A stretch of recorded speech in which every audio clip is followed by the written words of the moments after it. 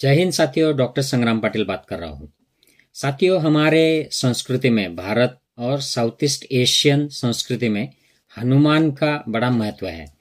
तो मैं कुछ चीज़ें पढ़ रहा था, सुन रहा था, तो मुझे काफ़ी रोचक इंटरेस्टिंग बातें पढ़ने को, सीखने को मिली। तो मैंने सोचा उस पर एक वीडियो बना के आप सबके साथ शेयर किया जाए। तो ध्यान से सुनिएगा क्योंकि ये बहुत ही इंटरेस्टिंग है, और अगर आपको अच्छा लगे तो ज़्यादा से ज़्यादा शेयर करें, ताकि हनुमान के बारे में जो भी मान्यता है, गलतफहमियां है, अंधविश्वास है, श्रद्धा है, उसके बारे में आप अपने लिए डिसीजन ले सकते हो। ये किसी भी मान्यता को ऊंचा दिखाने के लिए या नीचा दिखाने के लिए वीडियो नहीं है। यह सिर्फ इंफॉर्मेटिव वीडियो है। आपको जो लेना है आप इसमें से ले सकते हो। तो साथियों, हमारी जो मान्यता है, मेजॉरिटी इंडिया में तो हिंदू है। तो हिंदू लोग ब्राह्मण ग्रंथ जो है, रामायण, महाभारत, पुराण, इसमें से अपनी मान्यताएं बनाए रखते हैं। और इसमें जो मान्यता है कि हनुमान ये वायुपुत्र थे, अंजनी या अंजना कहा जाता है उनकी मदर को।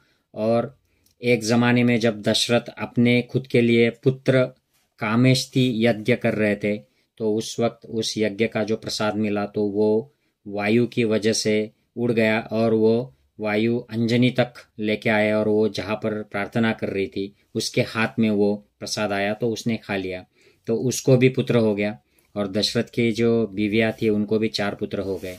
तो ऐसी एक माइथोलॉजिकल स्टोरी इसके पीछे, हनुमान के जन्म के पीछे है। जन्मते ही ये जो हनुमान है, जो बंदर है, इसको बड़ा शूरवीर दिखाया गया है। उसकी माँ ने कहा है कि सिर्फ लाल रंग के फल खाना है, तो वो सूरज की तरफ छलांग लगा देता है। और फिर उसमें अलग अलग जो साहित्य है, उसमें अलग अलग स्टोरीज है।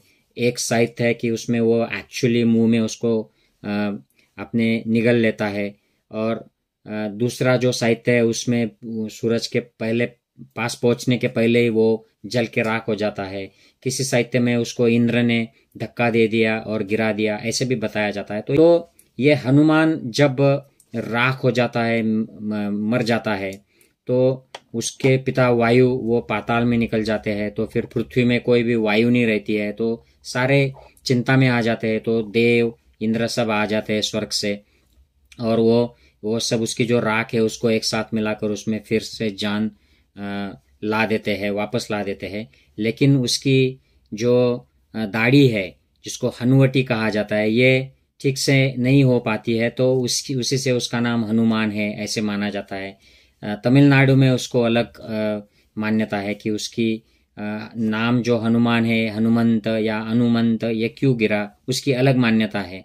तो जब वो हनुमान को फिर से बना देते हैं ये सब देवता लोग, तो उस वक्त उसको काफ़ी सारे वरदान मिल जाते हैं। उसकी लाइफ हमेशा के लिए वो अमर हो जाता है। वो अग्नि या वरुण या वायु, इसकी उसको कोई असर नहीं होगा। वो अपना रूप बदल सकता है। ऐसे कई तरह के उसको अलग अलग शक्तियाँ प्राप्त हो जाती है।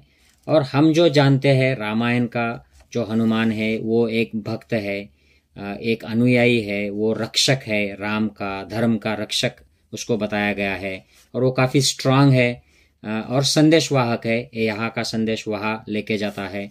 तो ये संदेश मतलब वो अच्छी चीज़ों का संदेशवाहक है, ऐसे हम मानते हैं। लेकिन अलग अलग तरीके के रामायणों में उसको राम और सीता के बीच में वो लव लेटर जैसे कैरी करता है, इस तरीके की भी बातें की गई है। तो हम ये जो रामायण है, हम भारत में जो प्रमाण रामायण माना जाता है वो वाल्मीकि का है। लेकिन साउथ ईस्ट एशिया में अलग अलग रामायण है। वो वाल्मीकि की रामायण फॉलो नहीं करते हैं, वो उनकी अलग अलग रामायण है, और उनमें अलग अलग स्टोरीज भी है। तो ये जो रामायण है, कई बर्मा में, कंबोडिया में उसको रिमकेयर कहते हैं। और वहाँ पे ये थोड़ी सी मॉडिफाइड स्टोरी है रामायण की। बर्मा में भी रामायण है, मलाया में है, थाईलैंड में है, तिब्बत का अलग रामायण है। चाइना में तो एक मंकी किंग की काफ़ी फेमस स्टोरी है। युआन सांग जो हमारे यहाँ पे 7वीं सेंचुरी के शुरू में यहाँ पे आए थे, और वो बुद्धा के टीचिंग का सारा मटेरियल जमा करके चाइना लेके गए, और वो उनको ट्रांसलेट किया। और उनका जो जर्नी था उसके ऊपर एक मंकी किंग नाम की 400 साल पहले एक स्टोरी लिखी गई थी, वो काफ़ी फेमस है। तो इस कैरेक्टर को, मंकी किंग कैरेक्टर को देवता की तरह माना जाता है, चाइना में बड़ा फेमस है। वही जापान में चाइना से फिर ये स्टोरीज गई और वहां पे भी इसके मंदिर है, उसको गार्ड की तरह, ये मंकी मंदिरों को गार्ड की तरह रक्षा करता है उनकी मंदिरों की। तो ये बुद्ध के मार्ग के सिलसिले में यहाँ पर इसका प्रसार हुआ है और काफी सारे साउथ ईस्ट जो देश है वहां पर इसको रामायण तो कहा गया है, लेकिन इसको बुद्ध के जातक कथाओं के साथ जोड़कर ये बुद्धिज्म का पार्ट है ऐसे माना जाता है। भारत में हम इसको ब्राह्मण धर्म से रिलेट करते हैं, लेकिन भारत में यह जैन रामायण भी हुआ करता है, जिसमें ये बंदर नहीं है, हनुमान जो है ये एक नॉर्मल व्यक्ति है, उसके पास एक्स्ट्राऑर्डिनरी पावर्स है और इस तरीके से उसको पेश किया गया है। जो श्रीलंका में जो रामायण है उसमें भी इसको ऐसे हीरो करके नहीं बताया है उस रामायण में, और उस रामायण में वो बुद्धा से एक्चुअली मिलता है। श्रीलंका का जो रामायण है उसमें उसकी एक मीटिंग बुद्धा के साथ की दिखाई गई है। तो भारत में खास करके जब इस्लाम आया उस वक्त तक हनुमान को ऐसे देवता के रूप में ऐसे ज्यादा माना नहीं जाता था, लेकिन जैसे ही इस्लाम का आगमन हुआ उस वक्त रामचरितमानस लिखा गया और बाद में फिर अलग अलग राज्यों में भी एक राम भक्त हनुमान का प्रचार किया गया, और उसके बाद में मीडियावल इंडिया में ज्यादा से ज्यादा हनुमान का महत्व बढ़ा, उसके मंदिर बढ़े।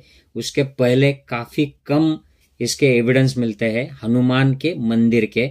खजुराहो माना जाता है कि यह पहला एविडेंस है कि यहाँ पर हनुमान की मंदिर की शुरुआत हुई हो, लेकिन वैसे एविडेंस जो है उसके उससे भी पुराने हैं। ये ब्राह्मणिकल पाथ के मंदिर के सिलसिले में नहीं है, वो किसी और सिलसिले में है, वो हम बात करेंगे अब।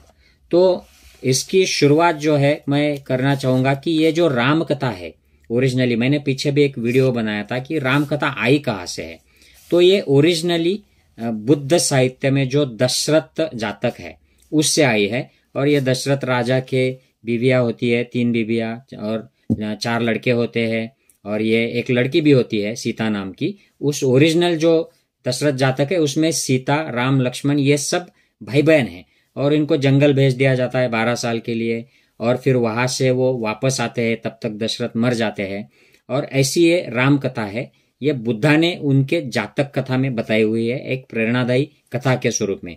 लेकिन ये कथा फिर पूरे साउथ ईस्ट एशिया में जब फैल गई, भारत में फैल गई, तो इसमें काफी सारे मिक्सिंग हो गई, इसको एडिट किया गया, किसी और चीजों के साथ जोड़ दिया गया, और वहां पे अलग अलग तरीके के ऐसे रामायण तैयार हो गए। तो ये वाल्मीकि का जो रामायण है हमारे यहाँ पे जो प्रचलित है शुरू से, उसमें भी काफी सारी चीजें ऐसी जोड़ दी गई है, और ज्यादातर जो एविडेंस, ये जो स्टोरीज है, ये उस वक्त की जो लोक कथाएं थी उनको जोड़कर राइटर ने ये स्टोरीज तैयार की है। यहाँ की जो कथाएं है जैसे वानर सेना, या सेतु क्रॉस करना, सेतु के ऊपर से क्रॉस करना, या सीता की अग्नि परीक्षा की जाती है, या किडनैपिंग होता है। ओरिजिनल दशरथ जो जातक कथा है उसमें तो किडनैपिंग है ही नहीं, रावण है ही नहीं, लेकिन ये सब चीजें वाल्मीकि रामायण में है। ये सब चीजें उस वक्त के जो साउथ ईस्ट एशिया में कुछ रामायण थे उनमें भी था। तो शायद वाल्मीकि ने जो ये कंपाइल किया, फाइनलाइज किया, उसके पहले ही ये सब प्रचलित हो गया था, इस तरीके की कथाएं प्रचलित हो गई थी, और ये हमें दिखाई देता है अलग अलग तरीके के रामायण में। तो ये जातक कथा क्या है? ये बुद्ध ने प्रेरणादायी एक मोरल स्टोरीज बताई। ऐसे माना जाता है कि ये जब बुद्ध नहीं हुए थे, बोधिसत्व थे, बुद्ध बनने के रास्ते पर थे, तो उनके पुराने जो पहले जन्म है उनकी ये कथाएं है। तो ये आप मानो ना मानो, ये अपने अपने मानने की बात है, लेकिन बुद्धा ने ये स्टोरीज उनके लाइफ में मोरल स्टोरीज करके बताई है। उनके द्वारा उन्होंने लोगों को संदेश दिया, शिक्षा दी। तो ये काफी पुरानी 2600 साल पहली रामायण, महाभारत, पुराण, इसके काफी शतक पहले की ये स्टोरीज है। तो इसमें बुद्धा की जो एक जातक कथा है, पूर्व जन्म की कथा है, उसका नाम है महाकापी जातक। तो इस जातक में बुद्ध एक बंदर किंग है, वानर राज है। तो वो लीडर है उस बंदर के गुट का, 80,000 या 1 लाख कुछ बंदर है, उनका वो मालिक है। तो एक राजा, वाराणसी का राजा बंदरों को हटाना चाहता है पेड़ से, क्योंकि उसको वो फल खाने होते हैं, और वो हटाने के लिए उनको उसके सैनिक जो होते हैं वो उनको मारना चाहते हैं। तब ये जो लीडर है, वानर राज है, ये अपनी पीठ देखकर बाकी के जो बंदर है उनको जंप करने के लिए हेल्प करता है, ताकि वो नदी के उस पार जंप कर सके और अपनी जान बचा सके। तो एक जो बंदर है वो अपनी खुन्नस निकालता है और जोर से उसके पीठ पर जंप करता है, उससे उसकी पीठ टूट जाती है। और वो ये सब देख के राजा को अच्छा नहीं लगता है कि अरे ये इंज्योर हो गया, ये अब गिर रहा है, ये मर सकता है। तो राजा अपने सैनिकों को भेजता है, एक चद्दर उसको नीचे ऐसे लगाई जाती है ताकि वो उसमें गिरे, और उसमें गिरता है ये जो मंकी किंग है, और वो बाद में वो मर जाता है। तो उसको एक रॉयल फ्यूनरल दिया जाता है वाराणसी के राजा के थ्रू। तो ये ऐसी स्टोरी है, मोरल स्टोरी इसमें, कि अपनी जान लगाकर अपनी जो प्रजा है उसकी रक्षा करो, उनको मार्गदर्शन करो, ऐसी ये ओरिजिनल स्टोरी है। तो ये जो वानर सेना है, अलग अलग तरीके की वाल्मीकि रामायण और अलग अलग रामायण उनमें भी आई है। फिर ये अपनी पीठ लगाकर उसके ऊपर से दूसरों को नदी पार करा देना, ये जो सेतु की जो कंसेप्ट रामायण में आई है, ये इससे ली गई लगती है। तो साथियों, इससे और इसमें एडिशनल बात यह है कि बुद्धा के पूर्व जन्म की कथा ही नहीं, लेकिन बुद्ध जिस जन्म में बुद्ध हुए थे उस जन्म में भी मंकी और एलिफेंट इनका काफी महत्व है। क्योंकि वैशाली के जंगल में जब बुद्ध निवास कर रहे थे, वहां पर बैठे हुए थे अकेले, तो उनको एलिफेंट ने फल और कुछ फूड ऐसे लाके दिया था, ऐसे कहा जाता है, ये बुद्ध साहित्य में है।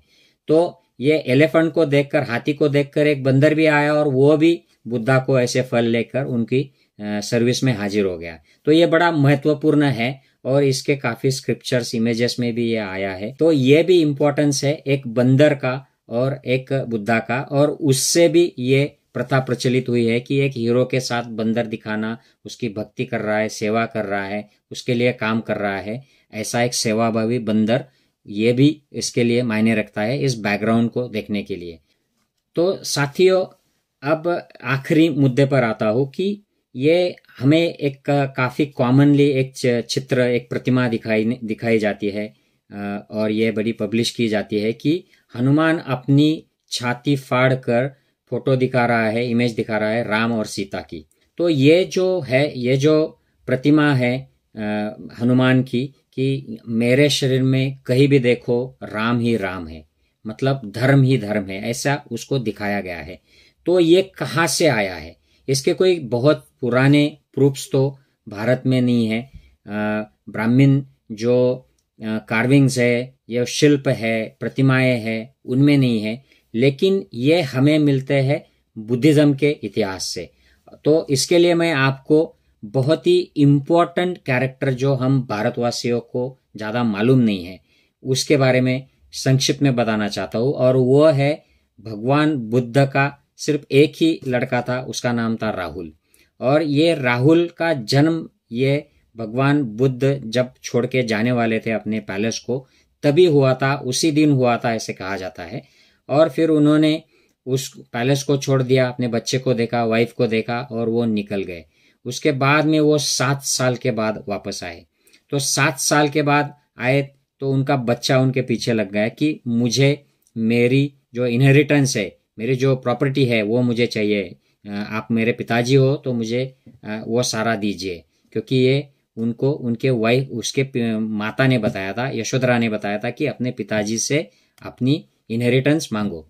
तो वो उनके पीछे चलता चलता गया, बुद्ध ने भी उसको आने दिया, और फिर उसको बिठाया और अपने जो शिष्य थे उनको बताया कि इसको ऑर्डिनेशन करो, बच्चे को दीक्षा दे दो।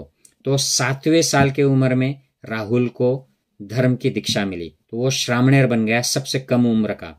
और फिर 18-20 साल का था तो वो उसका प्रॉपर दीक्षा हुई, तो वो भिक्खु बन गया। बाद में जाकर वो अरहंत हो गया।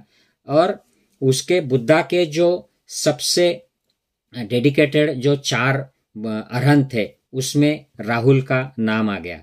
और अलग अलग ट्रेडिशंस में, जैसे महायान ट्रेडिशन में जो 16 इंपॉर्टेंट अरहंत माने जाते हैं, उनको देवता भी बाद में माना गया। हालांकि ये देवता नहीं होते, ये देवता के भी ऊपर के योनि के होते हैं, ये लिबरेटेड होते हैं। तो देवता, देव योनि, ब्रह्म योनि और लिबरेशन, बुद्ध, अरहंत इसके परे होते हैं, इसके बाद में आते हैं। तो ये 16 जो है इनमें भी इसको स्थान आता है। चाइना में ये 18 माने जाते हैं। अलग अलग प्रथाओं में अलग अलग तरीके से राहुल जो थे, अरहंत राहुल, इनका इंपॉर्टेंस आता है। तो इनकी ये प्रतिमाएं हैं कि उनको जब भी दिखाया जाता है तो उनके हाथ में एक तो क्राउन होता है, या फिर उनको छाती फाड़ कर बुद्ध ही, जहां भी देखो बुद्ध ही बुद्ध है, धम्म है, ऐसे ये बताया जाता है। और इनके बताने का जो तरीका है अरहंत राहुल का, इनकी खास 3 चीजें होती है। इनके कई बार 9 सिर बताए जाते हैं उनके सिर पर, और उनकी छाती और पीठ के यहाँ पर एक चेहरा बताया जाता है, वो है बुद्ध का, धम्म का। और इनको नाग के ऊपर बिठाया हुआ दिखाया जाता है। तो ये सिंबॉलिक है। नाग लोग जो थे, नाग क्षत्रिय, ये मूल निवासी थे भारत के उस जमाने के। उन्होंने ज्यादा से ज्यादा ये बुद्धिज्म एक्सेप्ट किया था और उसको चलाने का, उसको प्रोटेक्ट करने का भी काम यही कर रहे थे। बुद्ध को भी कई बार नाग के ऊपर बिठाया हुआ दिखाया जाता है और नाग के फन उसके पीछे से लगाए जाते हैं। और ये प्रतीक बाद में फिर ब्राह्मण साहित्य में भी लिए गए। ब्राह्मण जो शिल्प आए, प्रतिमाएं आई, उनमें भी ये लिए गए। तो ये जो राहुल का जो प्रतीक है, ये साउथ ईस्ट एशिया में ज्यादा फेमस है। जापान, चाइना, थाईलैंड, ये अलग अलग जो कंट्रीज है इसमें इसको काफी माना जाता है। और ये इसी तरीके से पेश किया जाता है कि उसके सिर पर 9 चेहरे हैं और उसके ट्रंक पर एक अलग सा चेहरा है और नीचे उसको नाग का जो शेप है वो दिया जाता है। तो ये जो हनुमान हमारे सामने जो पेश किए गए हैं हमारे साहित्य में, ये कहाँ से आए हैं? ये अलग अलग रामायणों में, अलग अलग संस्कृतियों में इनकी अलग अलग स्टोरी है। किसी स्टोरी में इसको ब्रह्मचारी बताया गया है, तो किसी रामायण में इनकी शादी बताई गई है। यहाँ तक कि एक रामायण ऐसी है कि वहां पर वो रूप बदल लेते हैं और रावण का रूप लेकर उसकी बीवी के साथ व्यभिचार भी कर लेते हैं। तो अलग अलग स्टोरीज है। ये सारी लोक कथाएं हैं, ये ली गई है अलग अलग जो बुद्ध की जातक कथाएं थी, बुद्ध के जमाने में जो लोक कथाएं चली थी, उनके ऊपर से इनको लिया गया। अलग अलग साहित्य से प्रेरणा ली गई और उनको एक साथ मिलाकर ये हनुमान का पात्र है। और इसी को, इन्हीं अलग अलग स्टोरीज को एक साथ मिलाकर रामायण भी बनी है। और ये अलग अलग देशों में, अलग अलग संस्कृतियों में अलग अलग रामायण बनी है। मैं आशा करता हूं कि इस वीडियो से ये जो शॉर्ट इन्फॉर्मेशन मैंने आपको दी है, इससे हनुमान के बारे में, उनकी जो इतिहास है वो कहाँ से आया है, ये कैसे बदलता गया है, और अलग अलग साउथ ईस्ट एशियन कंट्रीज में इसकी क्या पार्श्वभूमि है, क्या मान्यताएं है, ये मैं आपसे शेयर कर सका हूँ, ऐसे मैं आशा करता हूँ। अगर आपको ये वीडियो अच्छा लगे तो please share in your groups with your friends and relatives. Take care. जय हिंद फ्रेंड्स।